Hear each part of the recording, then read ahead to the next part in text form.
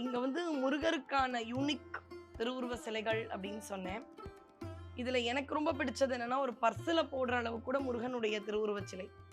பூஜையில வைத்து நடுநாயகமா, அவன ஒரு நாயகமா கொண்டாடுற அளவும் இங்க அழகான திருமேனிகள் இருக்கு.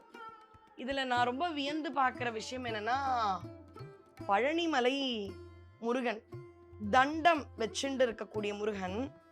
இதுல அந்த முருகன் வந்து யோக கோலம். போகர் கனவுல எனக்கு இந்த வடிவத்துல தான் நான் இருக்கணும்னு முருகனை கனவுல வந்து கேட்கிறார். யார்கிட்ட? போகர் கிட்ட.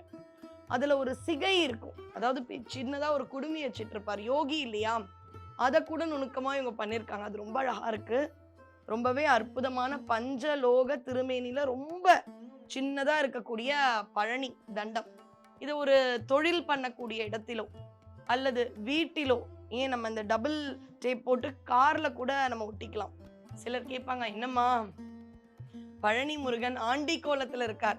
ஆக்சுவலி ஆண்டி கோலம், யோக கோலம் வாழ்க்கையில நமக்கு ரொம்ப இதத்தை கொடுக்கும். இதை நான் சொல்லல, அருணகிரியார் தான் சொல்றார். ரொம்ப இதமான இடம், மனசுக்கு நிம்மதி கொடுக்கும். இல்லம்மா, இருந்தாலும் தண்டம்.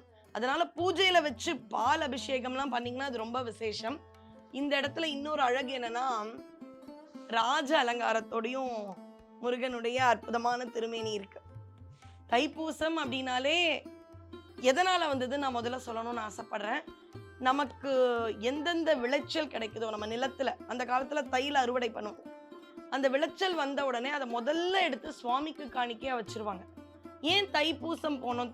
தை ஒன்னே போலாம்ல, ஏன் போகலன்னா அப்ப பொங்கல் கொண்டாட்டம்னு இயற்கையை வழிபாடு பண்ணிட்டு, சரி வழிபாடு பண்ணிட்டு உடனே போலாமே, இல்ல இன்னைக்கு தான் டிரான்ஸ்போர்ட் லைட்ஸ் இதெல்லாம் இருக்கு. அன்னைக்கு வந்து பௌர்ணமி மட்டும்தான், நிலா மட்டும்தான் வெளிச்சம்.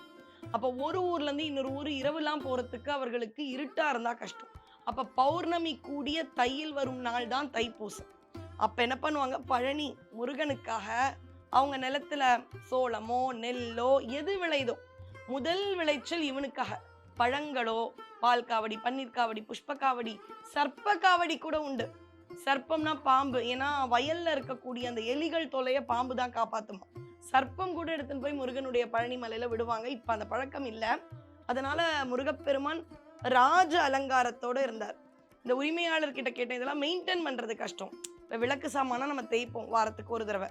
இதெல்லாம் எப்படி மெயின்டைன் பண்ணணும்? இது பஞ்சலோகம். அதுக்கு ரொம்ப ரொம்ப எளிமையான மெயின்டெனன்ஸ் தான் எனக்கு செஞ்சும் காமிச்சாரு.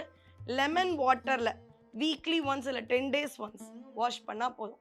அப்ப முருகனுக்கு நம்ம எலுமிச்சையால ஒரு அபிஷேகம் மாதிரி வாரத்துக்கு ஒரு நாள் இல்ல 10 நாளைக்கு, சஷ்டின்னு 2 மாசத்துக்கு 2 திதி வரும், அப்படி கூட வச்சுக்கலாம்.